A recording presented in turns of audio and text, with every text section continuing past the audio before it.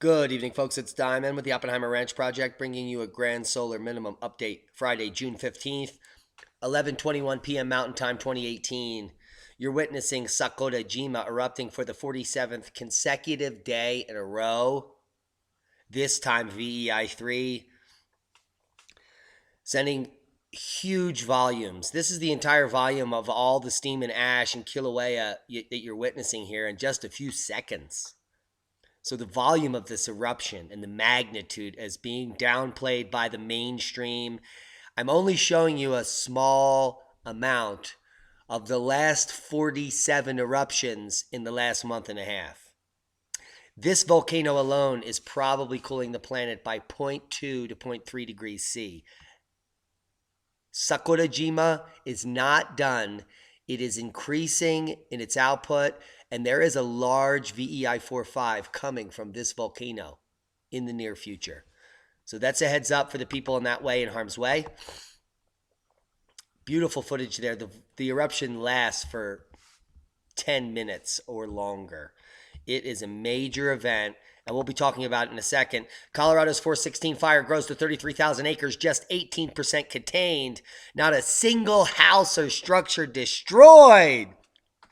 Can you say our firefighters cast and take names? Yes, they do. Not a single structure destroyed, yet hundreds of square miles have been burned. And what they do is they block certain areas. Right now we're at 18% containment. They're simply making a front, and they're letting it burn into wilderness areas where there are no people. And what happens there is natural quenching of the fire. It burns out the fuel, and we're looking at heavy rains, up to 3 inches of rain coming through for the next 48 hours, causing torrential flooding, mudslides, and we may have loss of life from the rain, not from the fires. So that's where that danger comes from. A wildfire burning in southwest Colorado's National San Juan Forest has grown to 33,000 acres as of this morning. 1,100 firefighters are on the battle, which began June 1st as officials closed the forest for the first time in its 113-year history. Yes, it's closed, but I have a permit to drive up into it.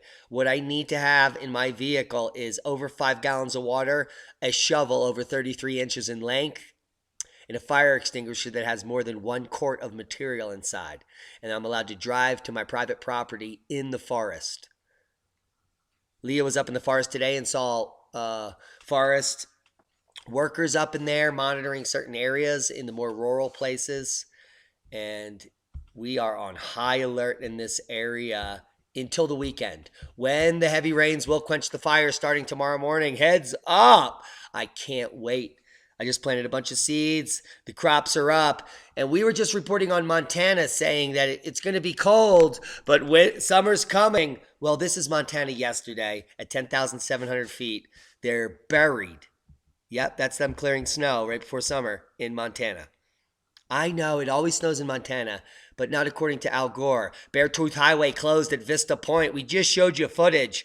The annual dance between the temperamental weather of Beartooth Mountains and the range's scenic highway continues. Montana Department of Transportation announced the heavy snow had closed Beartooth Highway from the Wyoming state line to Vista Point Overlook in Montana on Friday afternoon. According to the department's online incident map, over a foot of snow fell. I just showed it to you.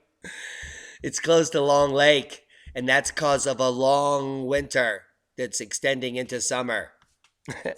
And guys, if you didn't know, it's not because of you. It's not because of CO2. Oh, yes, it's true. It's because of the sun. You are entering the modern Eddy minimum, and you have been in it for the last several years. And you're going to stay in it for the entire rest of your life. Your children's lives, their children's lives, and so on and so forth, in perpetuity. The glacial cycle has begun. Southeast Saskatchewan hit with 151 kilometer an hour winds, tennis ball size hail. Her mouth is open. This tree is down. Residents in Estevan, Saskatchewan captured videos of a power storm running across the region on Thursday, bringing clouds and hail and crushing things. We showed you footage yesterday. It's real. There was more coverage today. Supercells tearing through Saskatchewan, destroying crops and taking names. It was like a gunshot, residents near Nanette, Manitoba described a hailstorm, which is not in Saskatchewan. It's a completely different area. A cleanup is underway after an intense storm hit parts of northern Manitoba Thursday night, Joe Scarpelli reports. It smashed out the panes of their bedroom window, tore through the siding on their home, and took out the windshields of several cars. Yes, it did. But the one thing that Corey Pushka said she couldn't get over as baseball-sized hail dropped from the skies over Nanette, Manitoba Thursday night was the noise. It was scary. It was shaking. Honest to God, I thought it was it. Well, it is it. It's the grand solar minimum, and you're living it. And that's the first boom of the night. Yes, it's a lightning boom. But you can prepare now, and you will serve a mission. And that's a heads up. Cold Spring hammers bees. This is Manitoba, where they just had baseball-sized hail pummel houses and cars. It also pummeled the bees. The grand solar minimum, the descent into the next glacial period, has honey producers in a bad way. Over 40% losses here, according to Simon Ladon. 3,200 beehives. He had 1,400 pretty much dead. Saskatchewan has 110,000 honeybee hives last fall. That means 44,000 didn't survive. That's a lot of honey. Each of those hives could produce 10 gallons of honey. That's 4.4 million gallons of honey missing. I bet you the honey you're eating, if it's not organic and made by you, ain't even honey. And that's a boom. It's probably making you sick, and it's taking you to the hospital. Farmers assessing hail damage in Manitoba. Yes, it's true. Ann Kirk of Manitoba Agriculture says some of the areas affected include Dallingford, Nanette, Winkler, Manitou, and Wawanesa, in addition to many others. She noted that while the damage might not look bad, it might be really bad. No, she said there might be recovery. There's no way to know. They have to wait weeks to know what the damage is. We'll be reporting on it, and the prices will be rising. 6 feet of snow in Labrador is unprecedented, according to the Weather Channel, which means it's probably unprecedented. Yes, that's where the glaciation begins, up in Baffin Island. That's the Atlantic Maritimes. Friday, June 15th, even for Labrador, the amount of snow around Igloo Lake Lodge is surprising. We reported on this yesterday with the very same picture. Burton said it's the first time in 50 years since he's had to fly in a snowmobile in order to get supplies to the camp. First time in 50 years. If you didn't watch the episode last night, 50 years ago takes you right here. Solar minimum of 19. After the cosmic rays were decreasing for over 100 years, they increased dramatically on Earth, and we had record snows that we're repeating right now as cosmic rays increase at the same magnitude. History will repeat itself, as well as the end of the empire. The big freeze is here. Extreme cold blast bears down on Australia after the bomb predicted the warmest winter ever, dumping 70 centimeters of snow before the actual winter solstice begins. So you're over there in Australia, you think you're going to get out of harm's way. The whole planet is involved in the grand minimum, and it is called global unrest, global famine, and the end of the empire, which is global. Wild blizzards and freezing temperatures will batter the Alpines across the weekend. Huge snowfalls covered much of Perisher, New South Wales, and Al Gore is hiding in his cave. Up to 70 centimeters of snow to fall by Monday, giving a good start to the ski season, and a total 0 for Al Gore's prediction of no snow, as well as any of the other alarmists, including Paul Beckwith, which we'll get to in a minute because I'm sick of that douche. Australians have been warned to expect inclement weather over the next weekend. Heavy rain and wind looks to set to continue in New South Wales over the weekend, and they will be buried in 70 centimeters of snow. If you don't know how much that is, that's just a little less than a meter. And if you don't know how hail forms, I do. And if you don't think I don't, well, here, I'll leave you links to this because I can read. Hail is large, layered ice particles, often spherical in shape and not exceeding 4 inches. In fact, this is an unusually large hailstone, according to NOAA, which has been falling in North America every single day. So therefore, it is now a usual hailstone, unless you're Paul Beckwith.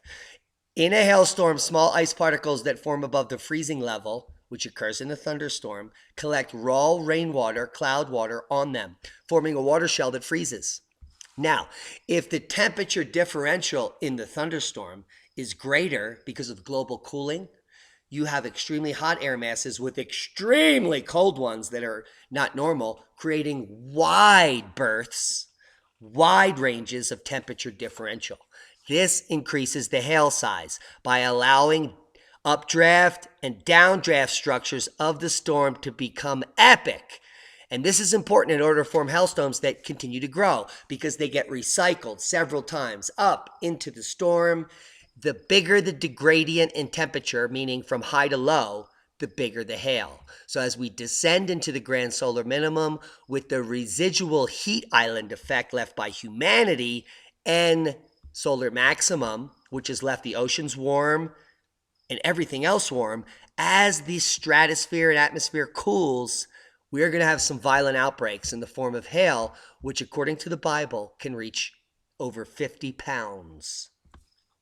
That would be a 10-centimeter hail ball. It would definitely kill you if it hit you in the head. And that's what causes hail. It's not your fault. It's the sun driving the cosmic rays. And in our particular predicament, it's also the waning magnetosphere, adding insult to injury, increasing those cosmic rays evermore. Now, Iceland's biggest volcano has been struck by powerful earthquakes. We predicted that Bardabunga and others in Iceland will be erupting in the next several years.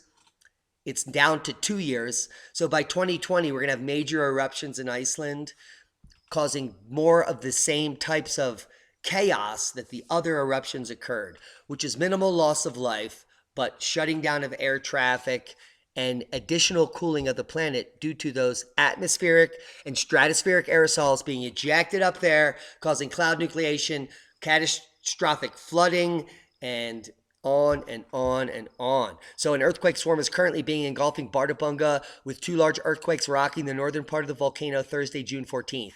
The first tremor, 4.1 on the Richter scale, struck midday local time, followed by a 4.9 at 3 p.m., hitting at 7,000 feet on the Bardabunga volcano. And hail's falling, and people are dying from lightning. But it's all normal, and it's your fault. Kilauea volcano eruption, seismic activity increases. Earthquake strike 5 days in a row. There is no decrease in activity. This is a consistent 5.3 earthquake, which went from 48-hour periodicity to 24-hour periodicity to less than 24-hour periodicity. So there's no downtick in the eruption. In fact, the amount of debris that is now choking off the main caldera at Kilauea is a very bad scenario. And this is adding insult to injury, creating new pressures, and we will break the 5.3 threshold shortly.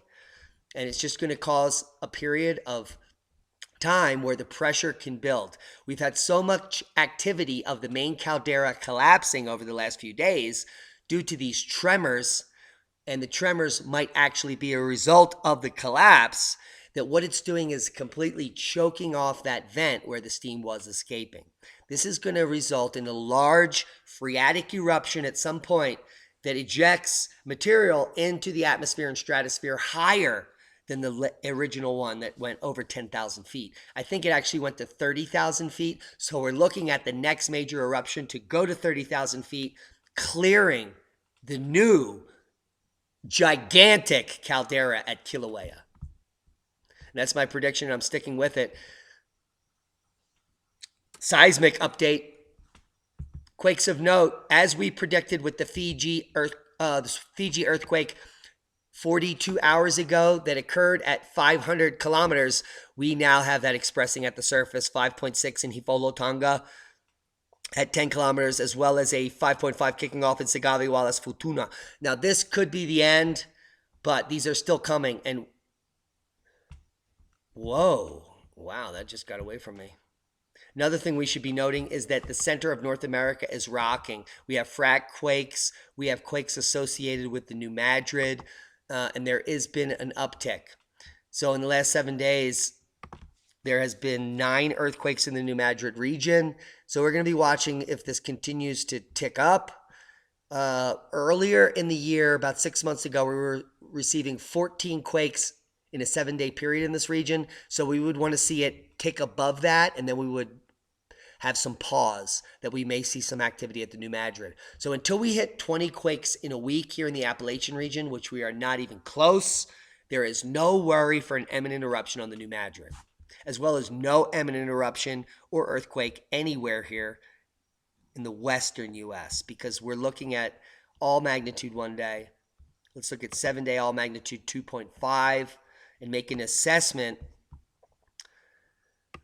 on the dangers. And you can see some interesting Appalachian activity here, but not exceeding that 14 per week average. And again, no other large clustering of 2.5 or greater here in the West Coast. So I don't think that there's anything imminent happening except more deep well injection in the Oklahoma area, which is injecting toxic waste into the groundwater, which is going to toxify the middle portion of the continent forever. No one will be able to draw a well from here at any time ever within the next 10 to 50,000 years. It's the residence time of those radioactive nucleotides, benzene and other things that they're injecting into the earth there. It's absolutely disgusting, and the powers that be should all be jailed. But the Grand Solar Minimum is going to take care of them. Those that make it to the bunker, we will all hunt them down and take them out. Trust me. Worldwide Volcano News Update. Shivalush volcano, volcanic ash reported. We also have Kluchaskov. Yes, we do. Oh, I went to Shivalush. My bad. Let's go back. We also have Kluchaskov today, which is Kamchatka. So we have multiple Kamchatka eruptions. The Aleutians are active. We've had active activity at Sitkin. We have Kilauea, Sakurajima. I showed you that footage. Sabankaya, Abiko, and on and on. Sakurajima, we showed you the explosion. We'll get back to it. Let's talk about Hawaii.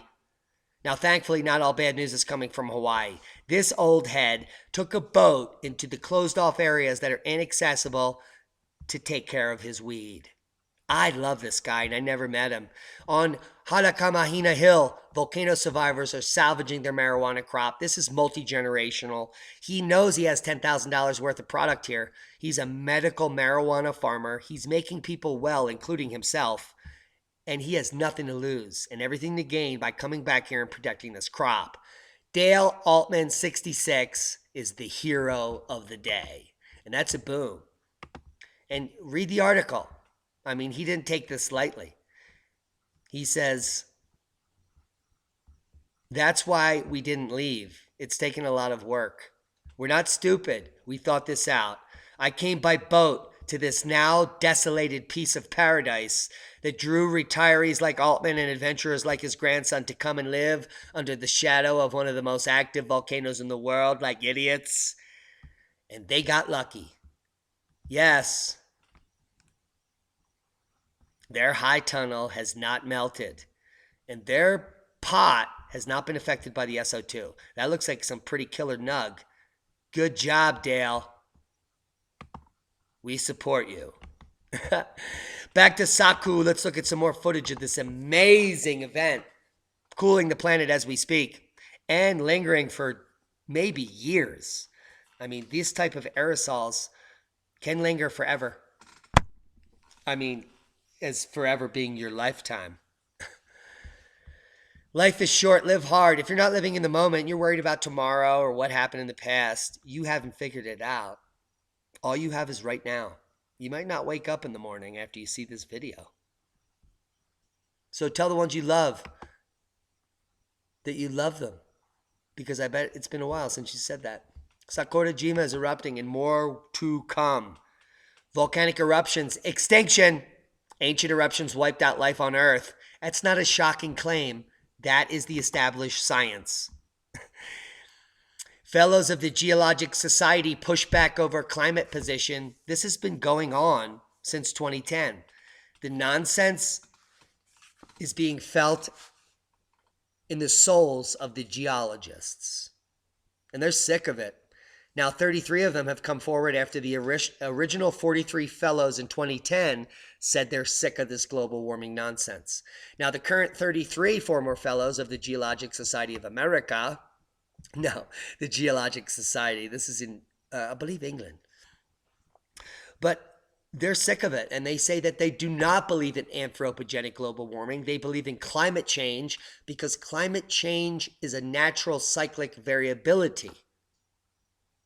The only problem is that global warming alarmists have hijacked climate change so that they can muddy up the narrative.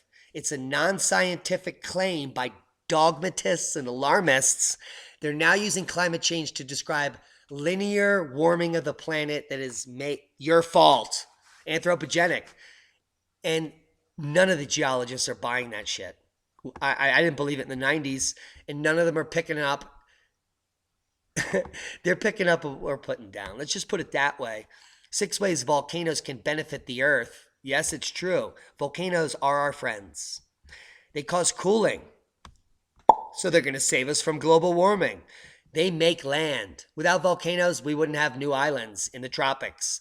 They make water. I just showed you the cloud nucleation happening live. They fertilize the land. That's why all the cool tropical fruits come from Hawaii. Not anymore, though. They all got burned. And they create energy. You can use the heat from them to heat things. They also create minerals. If you haven't seen it, olivine is raining from the sky currently in Hawaii. Now, this is only a semi-precious gem, but if you want to make $8 a year, you can go out there and become a peridot miner. Free. Thanks to Kilauea. And you could barely scrape by like the rest of us. What they are missing out here is on 7, end of the empire. The lies end, the slavery model collapses, and you actually have to survive for yourself, not for some asshole that you hate that gives you $12 an hour. Barely. And then the government takes 37 other percent. Let's talk about the 5G network. This has nothing to do with giving you better cell phone service and everything to do with controlling your brain. If you don't know that yet, get the out of Dodge. If you're in a 5G network, you're already being brainwashed and controlled. You're probably sick, pissed off, disgruntled, and all the things that 5G makes you. If you don't know about the truth of this nonsense, it's because the powers that be have been hiding it for over 3 decades. Electromagnetic frequencies control your behavior. And they give you brain tumors. Let's talk about cleaning rainwater. One of the solutions in the future, the Hydro Rainmaster Trio self-cleaning rainwater filters are 3-stage units that pre-filter rainwater for you to then drink after it goes through your house into the regular cleaning system. Now, what this system does is it takes out the muck from the sky, debris, and pathogens. So there's lots of these on the market. Do your own research. There are ways that you can set up a system to be pre-filtering rainwater to then put into your home system where you can actually filter it through that system and then drink it. Now, the problem with this is rainwater doesn't contain the mineral content that glacial rivers like the one I have in my front yard contain. Now, the reason I have this property is because of the micronutrients in the runoff. I don't need fertilizers at my farm. I just need the spring runoff to irrigate it. Because rock dust is the #1 source of micronutrients that you can put in your organic farm. And it's provided free anywhere you're near a continental divide or a glacial mountain range, where in the spring rivers run white. The river in my front yard is called the White River.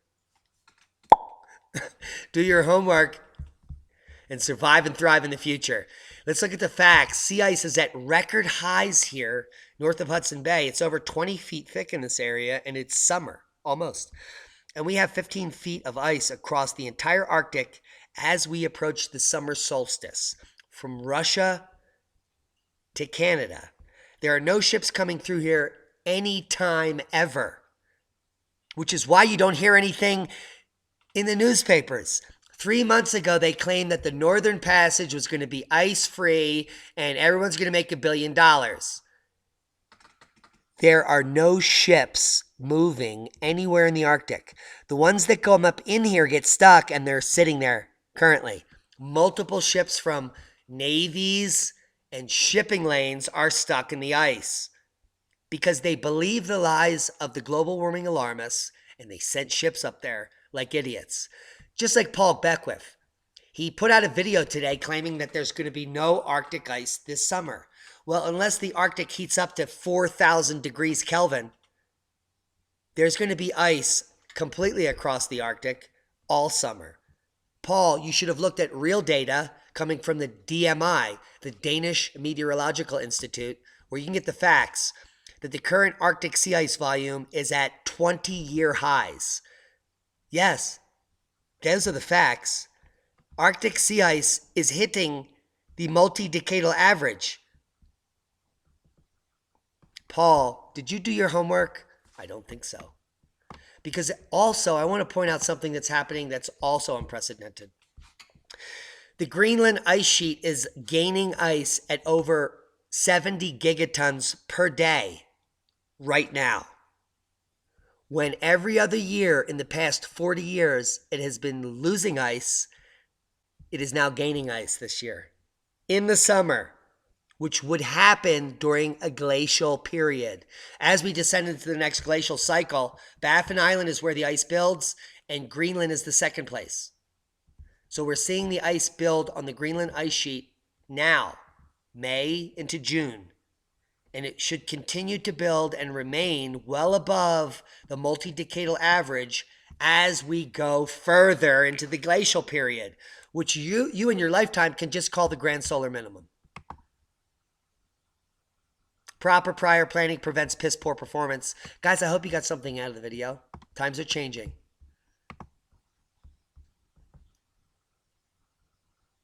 You need to start putting seeds in the ground. You need to fail to learn.